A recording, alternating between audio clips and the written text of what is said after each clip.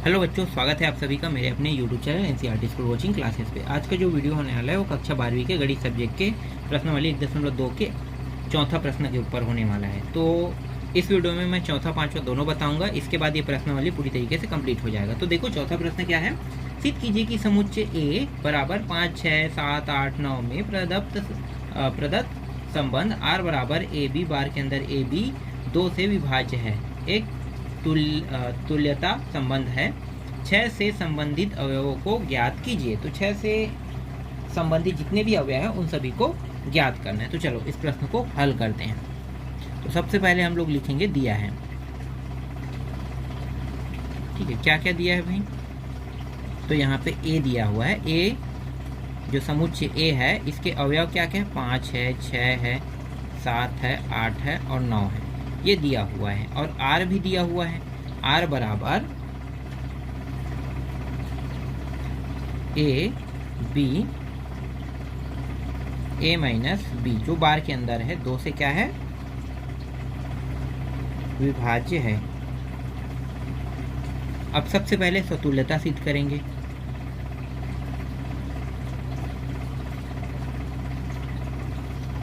तो जब भी हम सतुल्यता सिद्ध करते हैं तो जो भी नंबर हो या जो भी अवयव हो वो अपने आप से क्या होना चाहिए, अपने आप से भाग चला जाना चाहिए, अपने आप से सिद्ध हो जाना चाहिए, है ना।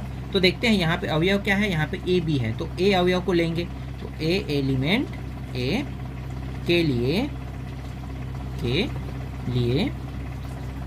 ए, देखो यहाँ पे क्या है, ये बार वाला है ना, तो इसी को लिखेंगे। ए माइनस बी लिखेंगे कि ए लिखेंगे, ए लिखेंगे, है ना, क्योंकि यहाँ पे ए दिया हुआ है और हम सतुल्यता में हमेशा एक अवयव का ही जिक्र करते हैं। तो एक अवयव मतलब ए को ए से क्या करेंगे, भाग दे के देखेंगे, है ना। तो ए से ए को भाग दे रहे हैं या फिर ए को ए से घटा रहे हैं, जैसे ये कह रहा है वैसे ही कर रहे हैं। तो ये दोनों अगर घट जाएगा तो कितना आएगा, 0। अगर कहीं पे 0 हमें प्राप्त हो जाता है तो ये जो 0 प्राप्त हो रहा है ये बता रहा है कि 2 से ये क्या है, विभाज्य है। ठीक है, विभाज्य का मतलब क्या होता है, जो पूरी तरीके से भाग चला जाए और कुछ भी शेष ना बचे, है ना, कुछ भी शेष ना बचे, मतलब भाग करने के बाद शेषफल 0 प्राप्त हो, वही क्या कहलाता है, विभाज्य कहलाता है। ठीक है, तो भाज्य और विभाज्य में अंतर समझ में आ गया। भाज्य जो जो भाग कर दे और विभाज्य में कुछ भी ना बचे, हमेशा जितने बार आप भाग करोगे हर बार आपको 0 प्राप्त होगा, ये विभाज्य होता है। अब इसको और कैसे लिख सकते हैं, A element R for all A element A. ठीक है, इसलिए आर ए में क्या है, स्वतुल्य है। क्लियर। सममितता नियम देखो, इसमें 2 एलिमेंट रहेगा, ए बी। ठीक है, तो यहाँ पे अवयव है ए के लिए, तो A element A B element R, तो इसका हो जाएगा A minus B. A minus B क्या है, 2 से विभाज्य है, विभाज्य है। ठीक है, ये मैं कहाँ से लिख रहा हूँ, प्रश्न से ही ले रहा हूँ ना। प्रश्न में पहले ही कह दिया है कि 2 से ये विभाज्य है। तो देखो ये 2 से विभाज्य है। तो अगर ये 2 से विभाज्य है तो इसका मतलब क्या होगा, अगर मैं इसके अंकों को पलट दूं, ठीक है, पलटने पर कैसे बनेगा ये, देखो माइनस आगे लगा दो, फिर ए माइनस बी, इस तरीके से लिखो। तो ये भी क्या होगा, 2 से विभाज्य ही होगा, ये भी 2 से विभाज्य होगा। ठीक, अब माइनस का अंदर गुणा कर दो। तो माइनस का अंदर गुणा करेंगे तो देखो ये माइनस माइनस क्या हो जाएगा, प्लस। तो इसको जमा के लिख लेते हैं बी को पहले, और ये प्लस में था, माइनस का गुणा होगा तो ये माइनस हो जाएगा, है ना। प्लस माइनस गुणा होके माइनस होता है। इस तरीके से अगर ये 2 से विभाज्य है तो ये भी क्या होगा, 2 से विभाज्य ही होगा,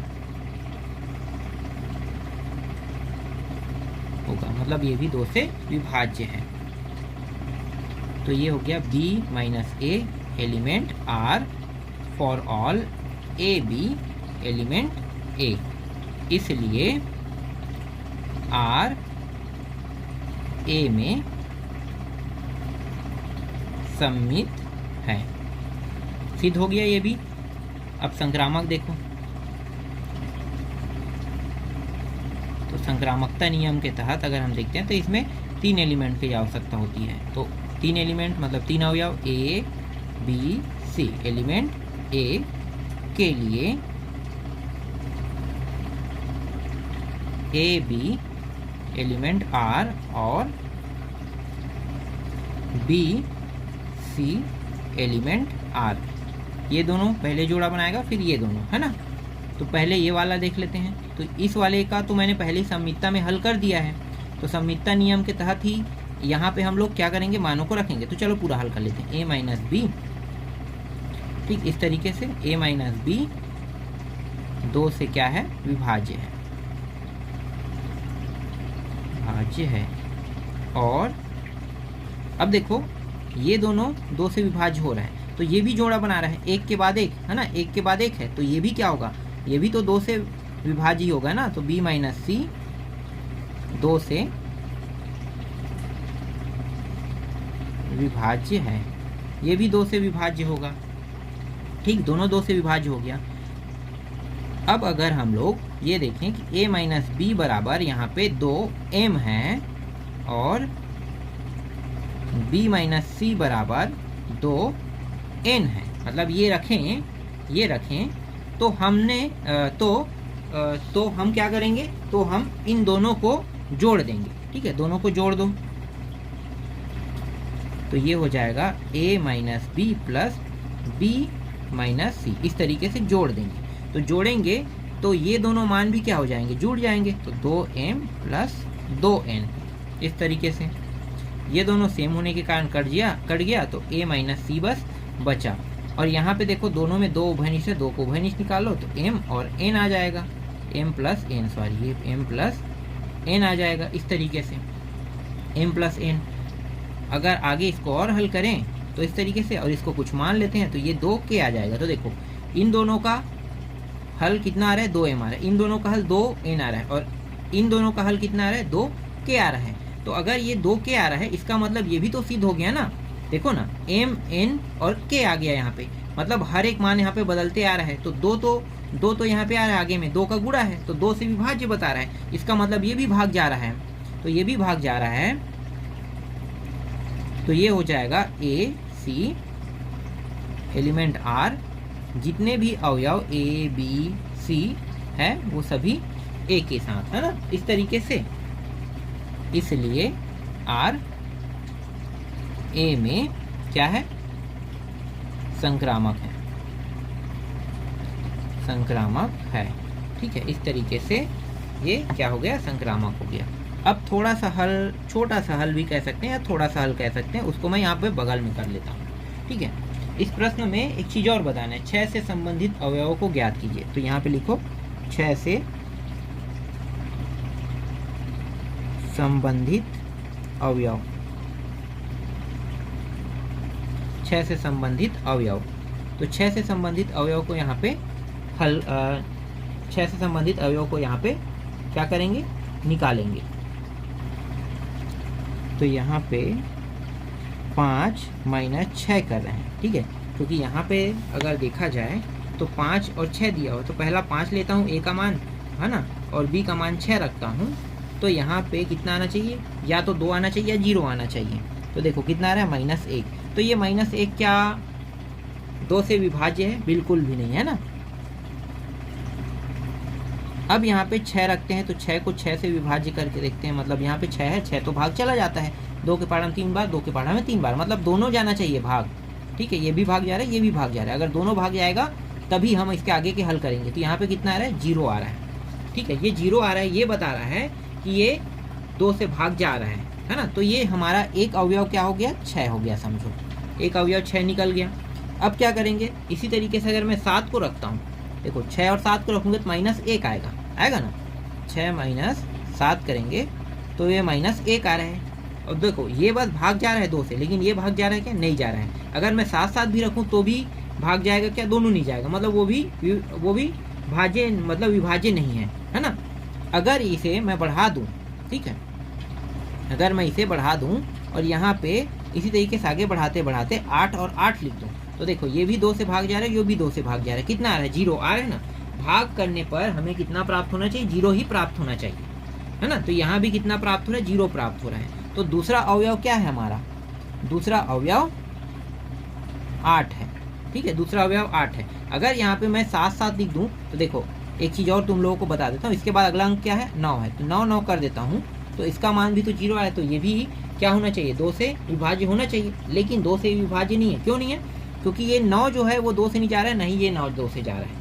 अंदर के जो दोनों 9 है उनको जाना बहुत जरूरी है। जैसे ये 8 2 से जा रहा था, ये भी 6 2 से जा रहा है, ये भी 6 जा रहा है, यहाँ पे एक 6 जा रहा है लेकिन एक 7 नहीं जा रहा है, इसलिए ये नहीं हो रहा है, नहीं हो सकता, है ना। इसी तरीके से ये भी नहीं हो सकता। आपके मन में जो कंफ्यूजन है वो मैंने दूर कर दिया।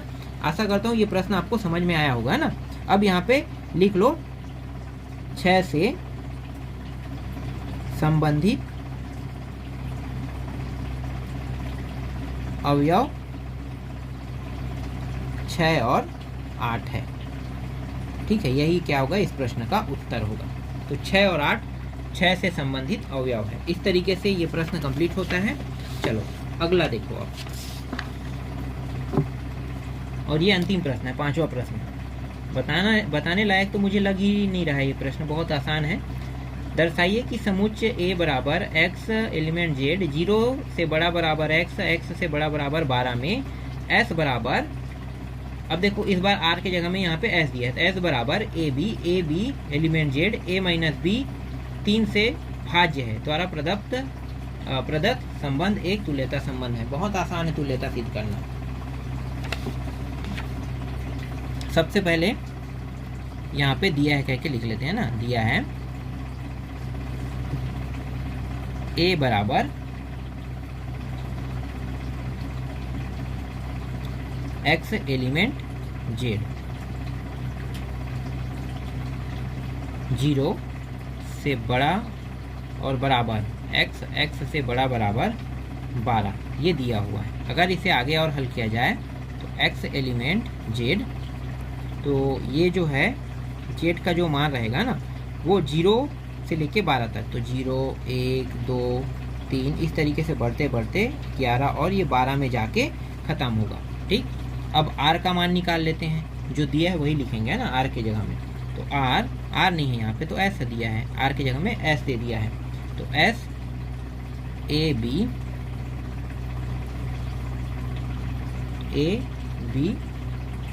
b element Z a minus b,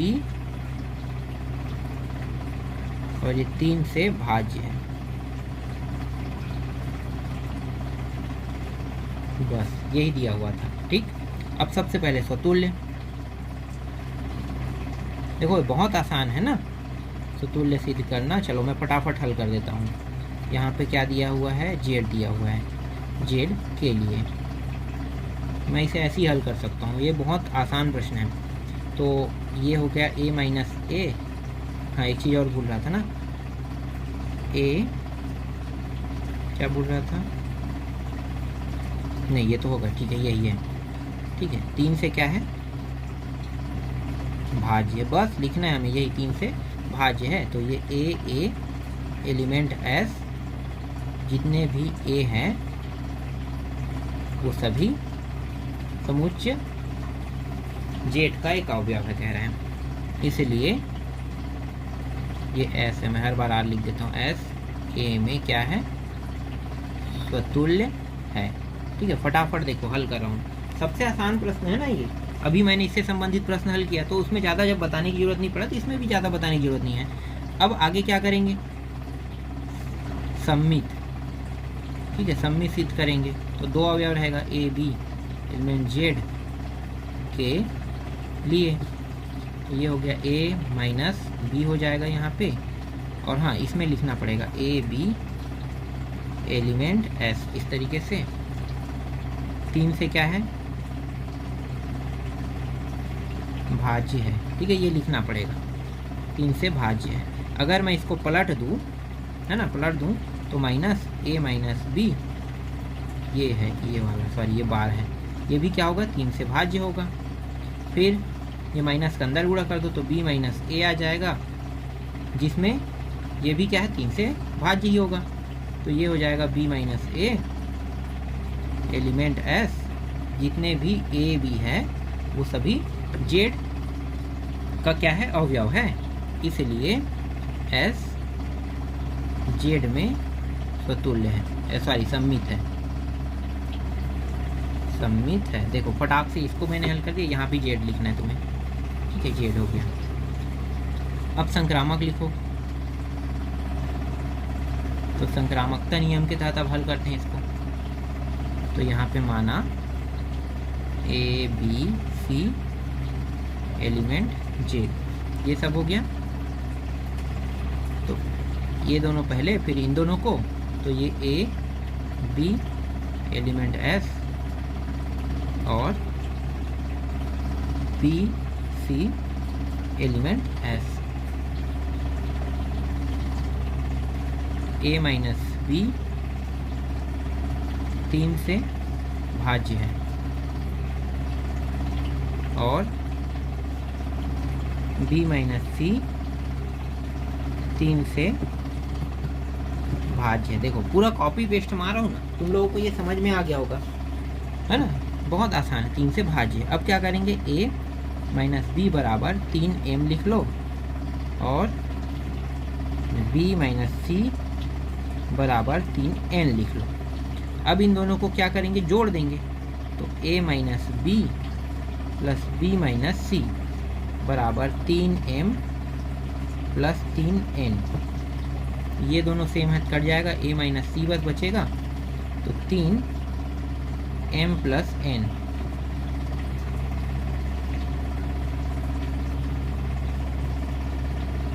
a minus c बार के अंदर, और ये हो जाएगा 3, इसको कुछ मान लोगे तो k हो जाएगा। समझ में आ गया, मतलब 3m इसका आ रहा है, 3n आ रहा है, 3k आ रहा है, m n k अलग अलग आ रहा है, इसका मतलब ये भी सिद्ध हो रहा है।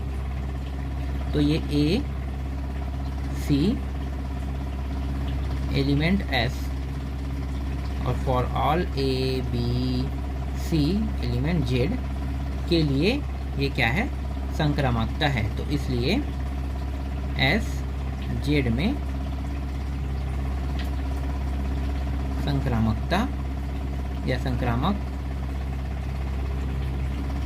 संबंध है ना, तो ये संक्रामक संबंध है, इसलिए यह क्या है, इसलिए या फिर अतः यह क्या है, स्वतुल्य, अरे यार स्वतुल्य नहीं, तुल्यता